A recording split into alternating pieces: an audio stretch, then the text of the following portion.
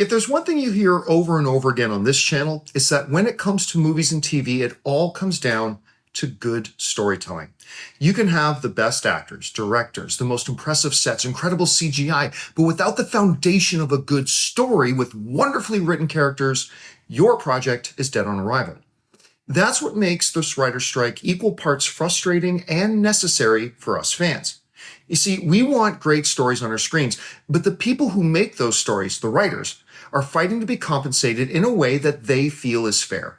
We've received so many questions from you guys about what is the writer's strike and what are the rules when it comes to what writers can't do and what they can do during the strike. So today, I want to break it all down for you. Here are the do's and don'ts for the WGA members during the writer's strike and why they're striking.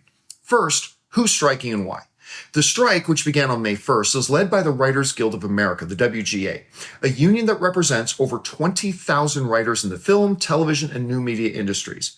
What are your favorite movies and TV shows? Is it Ted Lasso? Top Gun Maverick? Breaking Bad? Maybe House of the Dragon? The Batman? All of these are written by members of the WGA. You're welcome. Now, the WGA has cited a number of reasons for the strike, including residuals for streaming. You see, the WGA wants to be paid residuals for streaming shows, just like they were for traditional TV shows. But right now, the producers are really screwing over the writers in this area. For example, writer Kira Jones received a $4,000 residual check for writing one episode of the ABC network television show Queens. However, for her work on a more popular streaming series on Hulu, she received a residual check of $4. Yep, not enough to buy a popcorn at AMC. So yeah, producers are sort of using the growing popularity of streaming to really stick it to the writers right now. Minimum staffing for writers' rooms is also a key issue. The WGA wants to ensure that there are enough writers in writers' rooms so that quality standards and insane turnaround times can actually be met without overworking the writers that are there. The producers, on the other hand, obviously want to staff as few people as possible.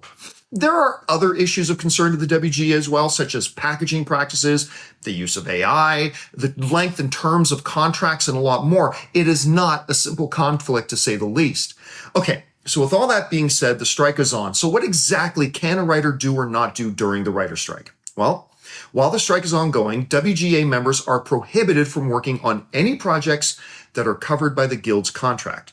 This includes television shows, films, digital content, and non-union content. However, writers are still able to work on projects that are not covered by the WGA contract, such as independent films or web series. Selling these shows to a network or production company would violate the terms of the strike. So yeah, you can't do that. Another thing you can't do as a writer right now is taking meetings with these signatories, the companies that the WGA is striking against.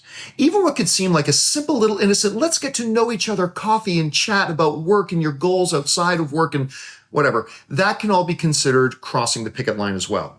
What WGA members can do during this time is, well, they can work on a spec script, a script that isn't being shopped around nor is attached to any production company.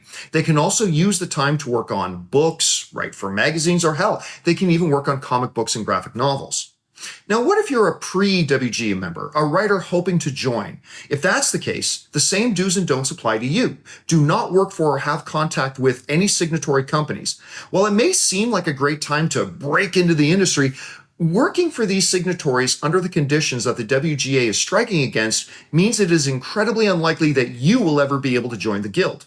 Now, if an actor is also a member of the WGA and is on a movie set, they are not allowed to ad-lib or improvise because that would be considered creative writing for the movie. Ryan Reynolds, for example, is in the spotlight right now due to the fact that he is famous for improvising lines on set. But as they're shooting Deadpool 3 right now, he's not allowed to do that. Now, you are allowed to raise funds through crowdfunding or independent investors who aren't with a signatory while the strike is happening, so you've got that going for you. Now, what if you've posted a script of yours on something like The Blacklist? Well, there is no need to take it down. The only rule here is that, again, you can't set up meetings or sell that script while the strike is going on. You can get an agent during the strike. You are able to sign with an agent or a manager, but you would need to be forthright about not selling your work or joining writers' rooms, etc. until the strike is over. So you can absolutely sign with somebody, but they won't be able to do anything for you until after the writer strike is done. Now, this may seem like a waste of time, but it would be a window of opportunity for you to have an agent read your work since they've got some free time in their hands right now. Don't we all? Look, the point of this little video isn't to suggest that the producers don't have some valid points as well, but like I said a little bit earlier, it's a complicated conflict. But I hope this little video gave you a bit of a clearer idea about what the strike, why is it happening, and what can the writers do and not do while it's going on. My name is John Campea, and I'll see you next time.